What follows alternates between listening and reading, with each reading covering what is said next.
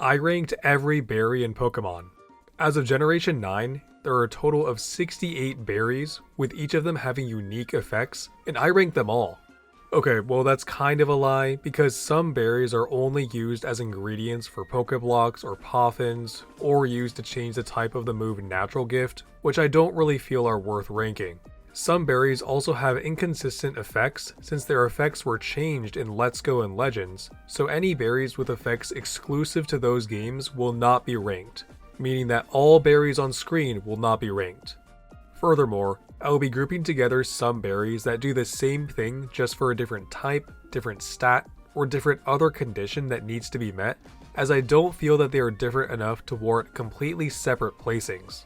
Specifically, those are the 6 EV reducing berries, the 17 super effective damage reducing berries, and the 5 Fewam berries. For some berries that do the same thing but for slightly different conditions, I will be giving them separate rankings as I feel the conditions are different enough for some to be used more than others, but most of them I will still talk about at the same time. This brings the total number of entries on this list to 28, a much more manageable number. I will be considering the most up-to-date effects that these berries have under normal conditions, not by how they function under the effects of unique abilities, unique moves, or any glitches that they may exploit. I am mostly considering their usefulness in singles and doubles competitive play, with a slight consideration for their usefulness in playthroughs, since some berries do not have applicable uses in competitive play. For playthrough use, I will still mostly be considering how they are used as in-battle held items, but I will still mention their use as outside of battle items to be used from the player's bag. If a berry's effect does a similar but worse thing to a different berry or different held item entirely, that will be a knock against it, as holding a berry in battle means that you're giving up the chance to hold a different item. Each berry will be given an individual rank, as well as a placing on an ordered tier list, going lowest to highest, F through S. Before getting on with the list, I'd like to shout out my friends over on the YouTube channels MattBud and the Delibird for giving me a second opinion on some of these rankings. If you like my Pokemon content, I guarantee you'll like theirs, so I'll leave their channels in the description. With all that being said, let's start off with the F tier. At rank 28, we have the Michael Berry. I'd like you to pause the video right now and see if you can tell me what this berry does without looking it up. That's right, you can't, because you've never used it. The Michael Berry increases accuracy of the holder's next move by 20% when its HP falls to 25% or below. Keep in mind that this raise of accuracy is not a +1 accuracy boost, it is a passive accuracy boost that only affects the next move you use. A +1 accuracy boost lasts as long as the user is on the field and grants a 33% boost, which is much better. This berry also only activates when your HP gets below 25%, so if you're slower than your opponent, chances are you won't be able to actually take advantage of that slight one-time boost. In competitive battling, the Zoom Lens is almost always better, an item that grants a passive 20% accuracy boost on all of the user's moves that move after the target, and since the Michael Berry requires the user to be at less than 25% of its max HP to activate, chances are your opponent has already moved. There's also the Wide Lens, which grants a no drawback 10% accuracy boost to all moves, which is also mostly better. In playthroughs, an X accuracy is a complete upgrade, as its accuracy boost is way higher at +2 accuracy in later games, and while it does cost a turn to use, the Michael Berry costs 75% of your HP to use. I cannot think of a scenario where you'd want to use the Michael Berry over an X accuracy, Zoom Lens, or Wide Lens, making it, in my opinion, completely useless and worthy of the last spot on this ranking. At rank 27 and 26, we have the Apricot and Ganlin berries. These berries increase the holder's special defense or defense by 1 stage respectively when its HP falls to 25% or below. Raising defensive stats is definitely good, but the way that those boosts are activated, being at 25% HP or below, contrasts with the main reason that you would want defensive boosts in the first place, which is for increased survivability. +1 defense or special defense doesn't really matter if you've already lost 75% of your HP. Sure, you could heal with recover or something to offset that HP loss, but if increased survivability is your goal, there are way better options for items you'd rather use, like all the terrain seeds, leftovers, and some other berries that will be mentioned later on this list. I have Apricot ranked lower mainly because of the existence of the Assault Vest, a special defense boosting item that doesn't have a physical counterpart, making the special defense boost less unique, but for the most part, both of these berries suck.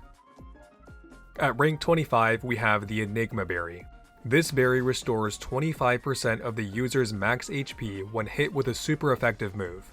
Like the previous entry, the effect is good, but the activation requirement is not. Having your HP restored based off of whether you've been hit with a super effective move is just so situational when the super effective damage reducing berries in the citrus berry exist, which, spoiler, will be ranked very high on this list.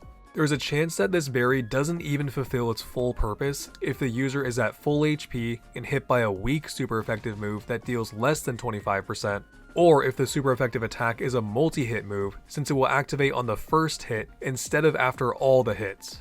If the super effective damage reducing berries or the citrus berry didn't exist, this berry might have some use, but as of now, it is completely outclassed.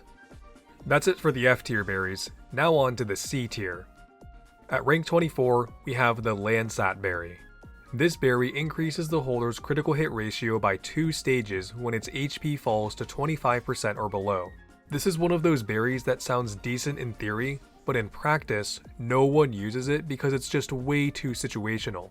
Raising your critical hit ratio is definitely good, and if you get to a +3 critical hit ratio, you are guaranteed to land a critical hit. One of the ways that I judged a berry's ranking on this list though, was by the frequency of recommended sets on Smogon that used the berry, and for the Landsat and many other berries, there were no recommended sets at all. If you want to raise your critical hit ratio, you'd use the Scope Lens, which does only raise your critical hit ratio by 1 stage, but it works at all times. In playthroughs, it is overshadowed by the Dire Hit, just like how the Myco Berry is overshadowed by the X accuracy, and even then, who's using the Dire Hit? This could maybe work well on a mon with super luck so that you can get to a +3 critical hit ratio, but in practice, no one's really using that. At rank 23, we have the Lepa Berry. This berry restores up to 10 PP to a move that drops to 0 PP in battle. In competitive doubles, running out of PP is extremely rare since double battles are just very fast paced. Now I don't play singles, so I don't know how often you actually run out of PP, but I imagine it to still be infrequent enough for the Lepa Berry to not be a very useful item. The only Pokemon that somewhat commonly use the Lepa Berry are Palmod and Rabsca, as they get a unique move, Revival Blessing, that only has 1 PP, allowing you to use that move twice in a battle. In a playthrough, running out of PP is definitely more common, especially if you're far away from a Pokemon Center. In that case, the Lepa Berry is decent since you can use it from the player's bag to restore up to 10 PP, but so do the Ether and Elixir, items that you will pick up off the ground in a playthrough, making the Lepa Berry's use not as unique. Next at rank 22, we have the Starf Berry. This berry increases a random stat of the holder by 2 stages when its HP falls to 25% or below. This is essentially the RNG gimmick berry, so I couldn't really justify putting it any higher than C tier. Sure, it can be game altering if you get a +2 boost to a desired stat, but if you get it for an undesired stat, you essentially wasted your item slot. This berry does not affect accuracy or evasiveness by the way, so there's no chance at all that you'd be able to get the effects of a minimize from the berry. The lack of consistency is really what holds this berry back, but no other berry raises a stat by 2 stages, so since it still has the chance of being good, it stays out of F tier. I was thinking that this berry could maybe be good in a playthrough where you can save and reset until you get the boost that you want, but it is almost exclusively a post-game acquired item, so in practice, you really couldn't use it in a playthrough. At ranks 21 and 20, we have another 2 berries that I'll be talking about at once, the Jaboca and Roep berries. These berries damage the attacker by 1/8 of its max HP when the holder is damaged by a physical or special move respectively. Dealing 1/8 of the opponent's max HP is actually a decent amount, but it only activates 1 time. These berries could be good for breaking a Focus Sash or Sturdy on an opponent, but if you really want to do that, just use your own Focus Sash and attack the opponent instead. The Jaboka Berry is mostly outclassed by the Rocky Helmet, an item that damages the attacker by 1/8 of its max HP when the attacker uses a contact move, so it won't affect attacks that don't make contact, but it's always an effect, not just the one time. These are more berries that are very situational, but do have a little bit better of uses than the previous ones on this list. That's it for the C tier, now on to B tier, the biggest tier in this list with 8 berries. Ranks 19, 18, 17, 16, and 15 go to most of the status condition healing berries, the Aspir, Pecha, Cherry, Rost, and Persim berries, which cure the holder's freeze, poison, paralysis, burn, and confusion respectively.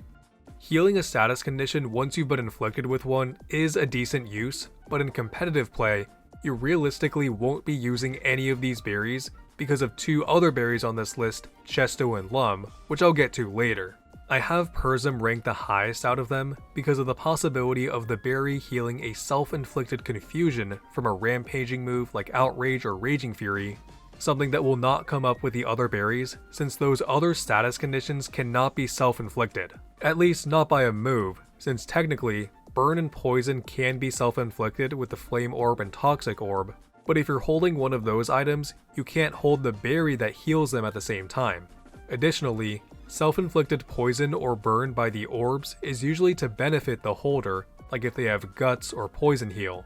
These berries are definitely more useful in a playthrough when a gym leader or other strong trainer has a certain Pokemon that you know inflicts a specific status condition, since it allows you to come prepared with those specific status condition healing berries, which are generally very easily obtainable in game. They can also be used outside of battle from the player's bag to function exactly like a Paralyze Heal, Burn Heal, Antidote, or Ice Heal, giving them some more use. Next at rank 14, we have the Chilean Berry. This berry causes the holder to take half damage from a normal type attack. Considering the fact that normal does not deal super effective damage against any type under regular game conditions, any normal type attack that you're hit with is guaranteed to deal, at most, neutral damage. The only practical competitive use I found for this berry was on Deoxys in previous gen Ubers so that it can survive an extreme speed from an Arceus. In more recent formats, I could maybe see it being used to survive a Facade from a Guts boosted Ursaluna, since that move is essentially a one-hit KO button, but even then, the Focus Sash is a much more consistent option for increased survivability overall. In a playthrough, this could be good if you know your opponent has a strong normal type attacker, since you'll probably have access to the Chillin Berry before having access to a Focus Sash. It mainly just comes down to the fact that under regular conditions, normal does not deal super effective damage on any other type, so reducing neutral damage to half can only be so useful.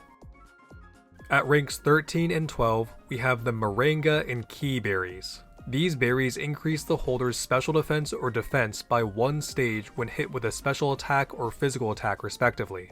The reason that these berries are ranked so much higher than the Apricot and Ganlon berries, berries that also raise defensive stats, is because of the condition in which those stats are raised. If your goal is increased survivability, just getting hit with an attack is a much better option to raise a defensive stat than losing 75% of your HP. These berries are good for when you have a setup move that raises one of your defensive stats, but you have no way of raising that other stat. I have the Key Berry ranked higher for the same reason that I ranked the Ganlin Berry higher than the Apricot Berry, which is the lack of a physical assault vest, making physical defense boosting more valuable. Also, I tested it out in game, and these berries activate after all hits from a multi-hit move, not after the first hit, which was very disappointing to find out, since the damage after the first hit from that multi-hit attack will not be mitigated by a defense boost. That's it for the B tier, now on to the A tier. At rank 11 and 10, we have the Pitaya and Lychee berries. These berries increase the holder's special attack or attack by 1 stage respectively when its HP falls to 25% or below. These are the attacking counterparts to the Apricot and Ganlon berries, but unlike raising defensive stats where the main intention of doing that is for increased survivability, the main intention for increasing attacking stats is for increased offense, where you don't mind having a low HP as much as you do for raising defense. This also combos decently well with Unburden, an ability that doubles the user's speed when its item is consumed or lost. allowing the user to have +1 special attack or attack and doubled speed at the same time, which is something you'd want if your goal is for increased offense. In a playthrough, these aren't as useful since you could just use an X attack or X special attack, but their competitive use is still decent enough to land them in A tier. At rank 9, we have the Oran Berry. This berry restores 10 HP when the holder's HP drops to 50% or below. In traditional competitive Pokemon battling, where the level cap is either 50 or 100, this berry is completely useless since it is outclassed by the Citrus Berry and Leftovers, held items that heal a percent of the user's max HP, not a set amount. However, in the Little Cup format where the level cap is 5, the set 10 HP is higher than the percent of HP that Citrus Berry and Leftovers heal, giving it a decent use, especially since Berry Juice, an item that heals 20 HP, was taken out of the game in Gen 9. In playthroughs, Oran Berries are very accessible, and they will provide a higher HP yield than the Citrus Berry until your Pokemon gets to around level 15 or 20, which is around where the Citrus Berry starts healing more than 10 HP. Next at rank 8, we have all 6 EV reducing berries, the Palmeg, Kelpsy, Qualot, Hondu, Greppa, and Tomato berries, which lower the EVs for HP, attack, defense, special attack, special defense, and speed respectively, and raise friendship. Specifically, they each lower a given stat's EVs by 10 points, and raise friendship based on this chart. These are the only berries on this list that have no effect as in-battle held items, but since their use outside of battle is so good, they deserve a spot this high on the list. Lowering EVs is great when building a competitive team if you accidentally put undesired EVs in a Pokemon and you want to undo that without undoing all EVs that you've put into that Pokemon. Raising friendship is also useful, mostly being good for friendship evolutions. A Pokemon with a friendship Evo only needs 160 friendship to evolve, so in most games, you'd only need to use 22 of any of these 6 berries to have enough friendship to evolve, which you are able to give to your Pokemon all at once. I tried this out in Scarlet and Violet, and I was actually able to evolve my freshly hatched Azurill with only 12 berries, so it seems that the amount of friendship that is raised was increased. There's also no updated section on Bulbapedia for friendship in Scarlet and Violet at the time of making this video, so please let me know if you know more about how these berries work in Gen 9. At rank 7, we have the Salac Berry. This berry increases the holder's speed by 1 stage when its HP falls to 25% or below, the speed equivalent to the Lychee, Patea, Ganlin, and Apricot berries. Speed is probably the best stat to have raised when your HP is at or below 25%, since it allows for you to set up your attack or special attack with a move, and then have your speed raised by consuming the berry. It is best fit for mons that don't have a great way of increasing their speed, or mons that just want more versatility than the Choice Scarf since it locks you into one move. For some mons, a +1 speed boost just isn't quite enough to be useful though, and in playthroughs, it is mostly just outclassed by the X speed, but overall, the Salac Berry does have some genuinely decent use cases in competitive battling. At rank 6, we have a berry with a similar effect to the Salac Berry, the Custap Berry. This berry causes the holder's next move to go first in its priority bracket when its HP falls to 25% or below. I was debating which is better between the Salac and Custap Berry, but ultimately what decided it for me was just how much more practical use the Custap Berry has, with quite a decent amount of sets recommending it on Smogon and usage stats from Pikalytics backing that up too. The Custap Berry allows super slow mons like Avalugg or Ferrothorn to get off more than just one attack, which is something they could not do with just a +1 speed boost. It does only last for one move though, which is the next move the holder uses after having consumed the berry, unlike the speed boost from the Salac Berry, which lasts for as long as the user is on the field. It really just depends on what you want, with Custap probably being better for really slow Pokemon that just want to get out another move before they faint, and Salac probably being better for mid-speed Pokemon that need an extra boost to get a sweep going. At rank 5, the top of the A tier, we have the Chesto Berry. This berry cures the holder's sleep status condition. Now you might be thinking, why is this berry ranked so much higher than all the other status condition healing berries if sleep is just another status condition? Well, the main reason for that has to do with the Chesto Berry's interaction with the move Rest. Rest is a universally distributed TM that puts the user to sleep and heals its HP all the way back to full. If the user had a different status condition before using Rest, like a burn, Rest will change that status condition to sleep.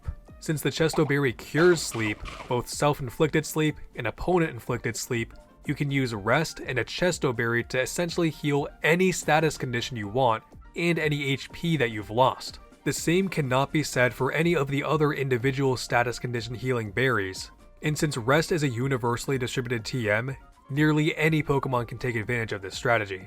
The Chesto Berry also has the same use in playthroughs that the other individual status condition healing berries have, which is when you're up against a trainer that you know can put your Pokemon to sleep.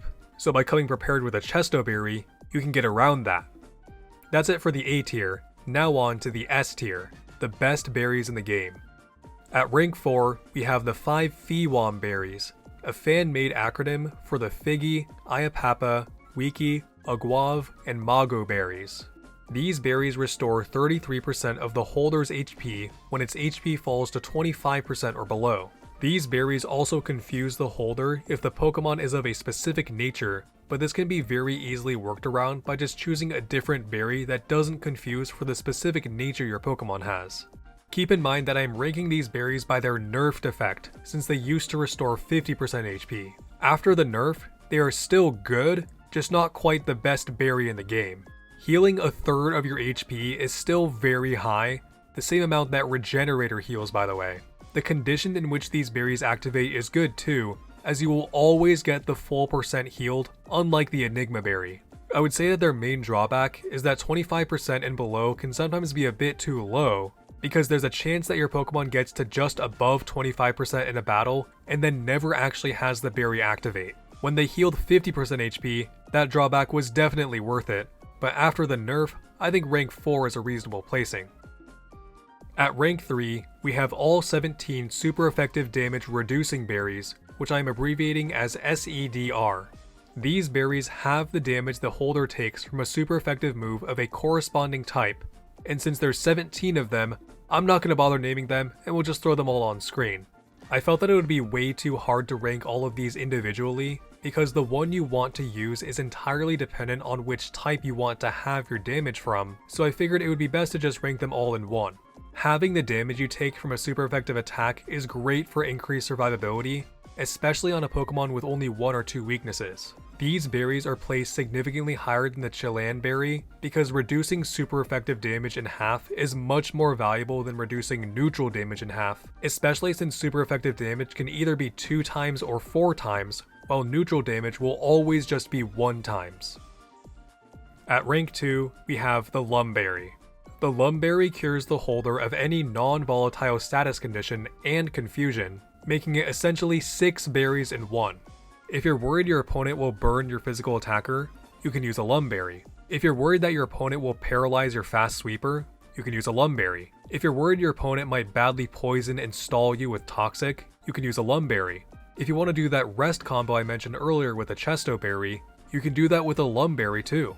Curing any status condition is very useful in competitive battling, as status conditions can cripple your Pokemon offensively, make them slower, make them unable to attack, or hinder them in some other way that could potentially be game altering, so being able to cure them is very useful. Now I will say that the Chesto berry has some niche over the Lum berry at times, since if you're using a rest set, there's times that you wouldn't want your status condition to be healed by your berry, since you'd want rest to heal your status condition, and then the berry to heal the sleep caused from rest. Either way though, the Lum berry is still overall more useful and more versatile than all the other individual status condition healing berries, making it one of the best berries in the game.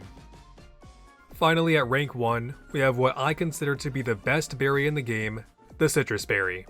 The Citrus berry restores 25% of the holder's HP when its HP falls to 50% and below.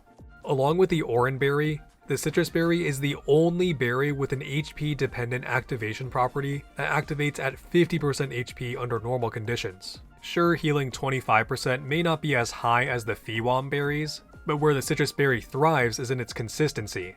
The Citrus berry is great for bulky Pokemon, as it is very likely that they will be brought to 50% or under in a battle, which is the only condition needed to be met for the berry to activate. It will always heal that 25% since you will be at or below 50% when it activates. It's great against multi-hit moves since the HP restoration will activate on the hit that drops the holder to 50% or below, not after all hits, allowing for increased survivability on moves that would have knocked out otherwise. It's good for Belly Drum users, as it will activate after one use of Belly Drum if the user has even HP. It's decent for Unburdened Mons, since activating at 50% HP is very easy to accomplish by taking a hit, or by using Substitute a couple times. In playthroughs, it's just a better version of the Oran Berry once your Pokemon has at least 42 HP, which will probably be around level 20. While it's nice for a berry to cure an undesired status condition, or have a stat raised, there's games where you won't be inflicted with a status condition at all, or won't be able to get your HP to 25% or below without fainting, while losing 50% of your HP will almost always be a factor. Because of its very useful and very consistent effect, I believe the Citrus Berry to be the best berry in the game. And that's every berry in the game ranked. Okay, well not every berry, since I excluded the ones without effects, or only with effects in Let's Go and Legends, but you get the point. Let me know in the comments what mistakes I made, and how I ranked a berry too low because you used it on a Pokemon in Gen 6 RU to win a game, or how a certain berry is actually busted in a Nuzlocke because it saved you from losing that one battle against a gym leader that one time. If you want to rank these berries yourself, I made the tier list publicly available on tiermaker.com, so click the link in the description to make your own tier list. Anyway, if you want to support me and my channel, the best way to do so is just by leaving a nice comment. I do read all comments by the way, and will do my best to respond to as many as I can. You can also click the join button and become a member, and I made the cost as low as possible at 99 cents USD. Members get a badge next to their name and up to 1 week early video release access. Other than that though, I don't have any other perks for members, so please don't feel obligated at all to join unless you really want to support me and you are financially capable of doing so. Huge thanks to all my members. I really appreciate your continued support for the channel. Likes are also one of the ways that YouTube determines if a video should be passed around to more people, so if you feel what this video should be, I would appreciate it. Anyway, hope you enjoyed the video. Thanks for watching.